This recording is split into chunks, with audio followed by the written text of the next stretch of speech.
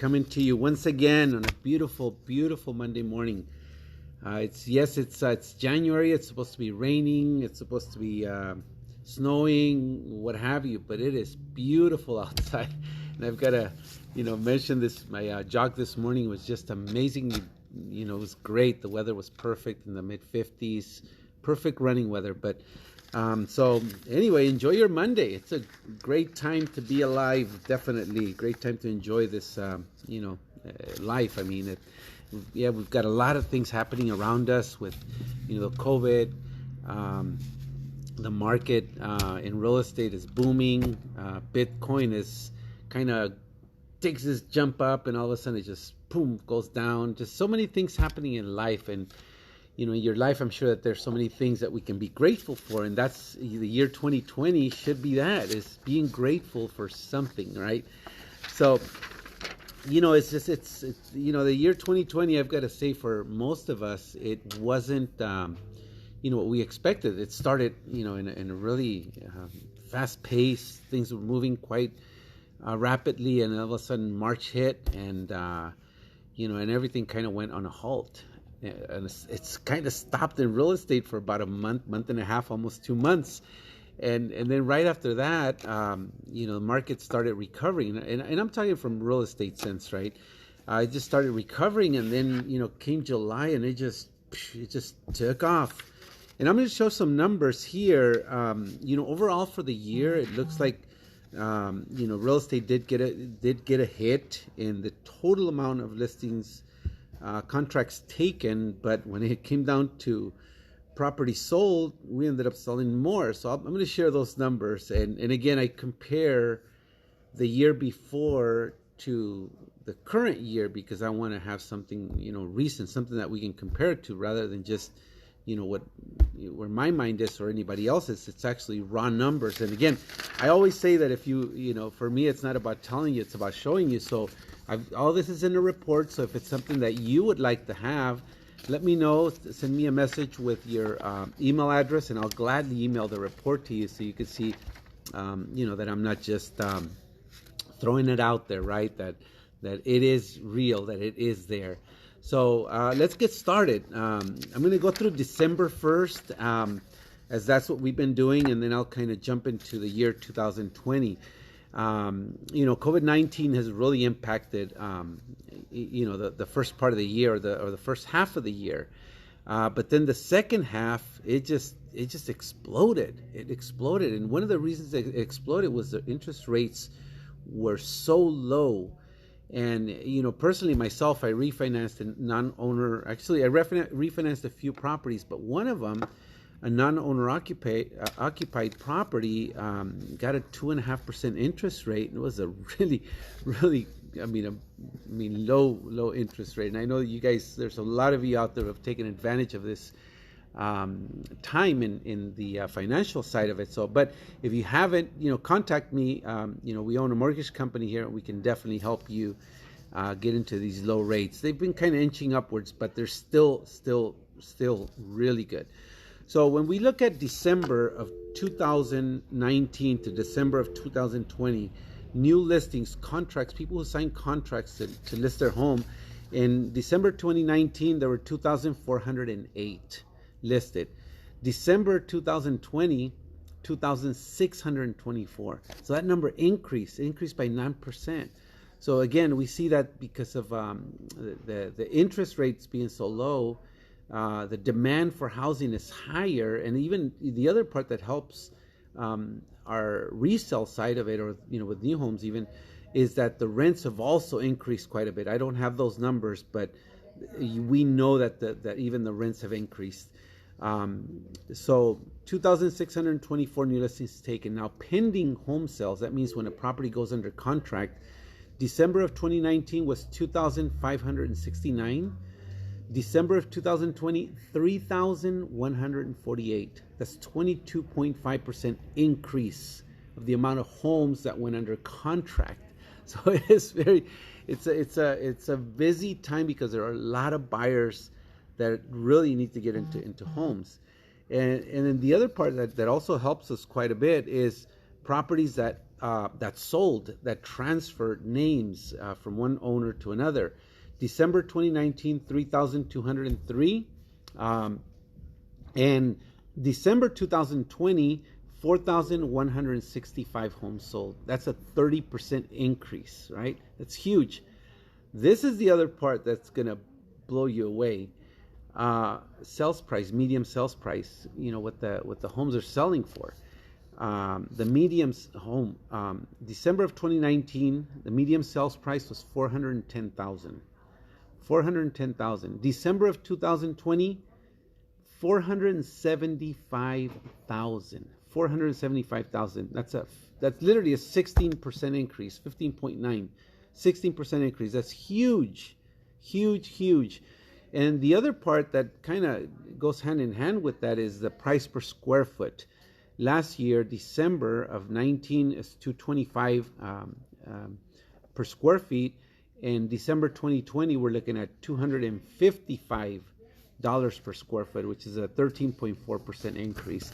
So pretty, as we see, those numbers are still on the rise. We still see properties being listed and being sold at, above list price. So we're still in the seller's market.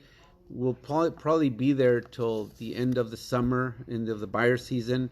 And again, due to the two factors, one of them, interest rates are so low, and then the other factor is that rents are so high. I mean, I'm looking at studios in San Bernardino that are being offered for rent for $1,200 a month, a studio. Houses that, being 3-4 bedrooms, you don't find them under $2,000 a month anymore. And certain areas like that are even depressed, they're up there. So the rents are also adding into this equation. But when we look at the whole year, when I look at the picture of the whole year for Tomás Orellana, ¿cómo está, hermano? When we look at the whole year, if we look at January through December, right, of 2019 and 2020, new listings, that means people who put their home on the market that signed the contract. Total new listings for 2019 was 53,582. For 2020, that number is less. And again, remember, there was those 3 months that really kicked us in the rear. And we're looking at 2020, 47,953 listings taken, 10.5% drop. So we did see that the COVID-19, it affected the amount of people that list their homes throughout the year. But again, that's a 10.5% drop. Now, when we turn this around and we look at how many houses actually went under contract, that a buyer and seller came to an agreement and put it under contract, last year, 42,893. This year, 44,003 homes went under contract. That's literally, over 15, what's that, about 1,300 homes more than last year, 2.6% increase. So that was pretty impactful. And then sold listings last year, 2019, there were 41,232 homes sold. December, 2020, we're looking at 41,526. So literally about 300 more homes. So even though there were roughly about 6,000 less listings for the year, we saw an increase in properties that go under contract and properties that were sold. Now, when we look at the whole year, as far as the median sales price, not month by month, but for the whole year, this is also pretty impacting, because when we started the year, economists, just forecasters, people that really follow the market and give us a projection of what the market was going to do, the guesstimate for the Inland Empire, we were looking at maybe 3, 4, 5% at the most increase. But when we look at the medium sales price for 2019, it was 405,000 medium. That was for 2019. For 2020, our medium price, 445,000. That's literally a 10% increase. So that amount of that price range actually went up 10%. So that was, it literally doubled it. And again, a few things that really came to play. I mean, I see not just that the COVID came in, but the impact of what the COVID did, that more people had to stay home, work from home, do school from home. Just so many things that we brought more value into home ownership, because now you needed a home office, and some condominium complexes, HOAs, were against it. They say you cannot have a home office. Apartment buildings that were started to do this, you saw more crowding in there, so people started really feel that pressure of that, just being closed in, and started buying more homes too. So that also made an impact into our Tomás. Yeah, más al rato te hablo. Jimmy, how you doing, Jimmy? ¿Cómo está, hermano? Hope you guys are doing well. But yes, there was a pretty big impact overall with this COVID. It really brought to perspective the value of family, the value of gatherings, the value of appreciating other people. Just that it really created another impact, another perspective of life, and we value it. Cleanliness is huge. Or before I've shared with many people that I would go into restrooms and you would see, and I've had conversations with other colleagues about this. You see grown men, go use the restroom and in restaurants and just walk out without washing their hands, and it's kind of nasty, but but you would see it. Nowadays, you don't see it much. You really see people going to restrooms and they're washing their hands. The cleanliness, just the way that we take care of ourselves is much, much better. I see more people out, walking, running, going to, hiking, just doing more things for health purposes, eating better, just a lot more posts on social media about working out. You see so much more. So even though the COVID really affected us quite a bit, it affected us, but it did not affect us in a very negative way. It affected us in a positive way. And it's critical that we maintain that unity with each other and support each other and help each other. And again, just what God wants us to do is to love one another, and that's what we got to do. That's what we should do. That's what we should be doing, and that's what we should have been doing for so long. But again, in real estate, going back to real estate, I want to make sure that what we can do here, as a humanity, is that we just remember this and we keep it in our hearts, and we can share it with our kids, and then they can share it with their kids, and so on and so forth, because this is really teaching us about kindness, about what we can do with one another, and what we should be doing for one another. So the COVID really came in to bring a lot. We can't just look at it as a negative, look at it as it's doing so much harm, but it's also bringing us a lot of beautiful things, because after every darkness, after every trial, there is something that we can learn, and God will never give us anything that we cannot support, that we will not. Whenever He gives us a trial, He always gives us an exit. But again, it's what we do with that and how we do with that.